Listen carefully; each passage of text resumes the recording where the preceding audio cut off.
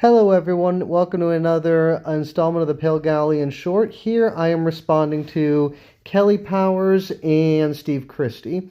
So I made a comment on one of Steve Christie's posts rather, and he removed the comment because he thought it was rather uncharitable. So some house cleaning first. First of all, Steve, I'm sorry you felt that way, but this is genuinely a position I hold because I think when you look critically at the Reformation, it bears itself out. But what I said is in response to Kelly Powers' comment, where he said the Roman Catholic and Eastern Orthodox Gospels are counterfeit, and my retort was, counterfeit or not, we're actually able to define it. Within the Reformation, the gospel is whatever it has to be in order to suit theological and identitarian needs and goals, and I stand by that 100%. I was not trying to be uncharitable. That's just kind of what is. Case in point, how many times have you heard that Catholics are unsaved because we don't believe in sola fide,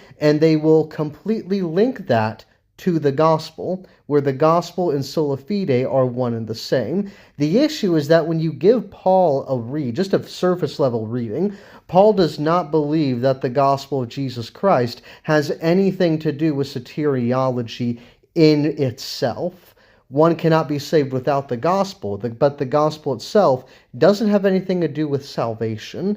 It is just the life, death, and burial of Jesus Christ. Plus nothing, minus nothing. That's all it is. And that's all the Bible says it is. Any other time Paul says gospel, he's in referencing it to other things. So the gospel of Jesus Christ is different than the gospel of one's salvation. But of course, Protestants don't make that distinction because they have an ideological axe to grind against the theological other.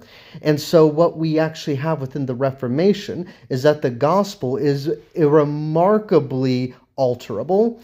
The gospel can include sola fide, sola scriptura, the eternal priesthood of all believers. It could be the perseverance of all believers. It can be any number of things that if you reject them, you have a false gospel. Even believing what the Bible says about baptism being salvific becomes a false gospel. So I stand by what I said, that the Protestant gospel is whatever it needs to be. And Steve, Kelly, you are more than welcome, and I certainly invite you to respond, and we can converse with each other, because I think that's really the best way going forward from here.